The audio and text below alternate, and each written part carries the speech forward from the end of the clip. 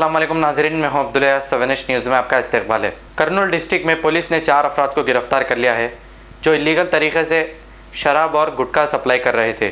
इन 4 अफराद में से एक अफराद ने बुर्का पहनकर शराब और गुटखा सप्लाई कर रहा था। पुलिस ने इन्हें गिरफ़्तार करते हुए अदालती तहवील में दे दिया है।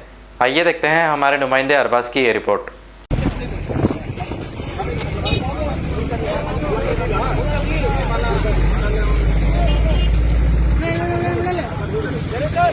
ఇటు పక్క జరా ఇటు పక్క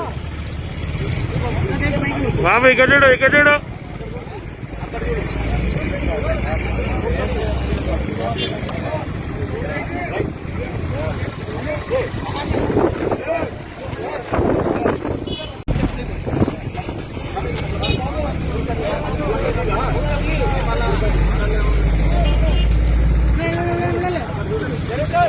ఇటు పక్క జరా ఇటు పక్క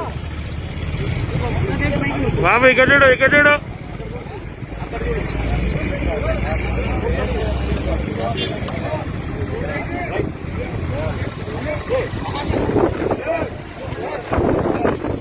A1 टाउनशिप की एक और नई पेशकश।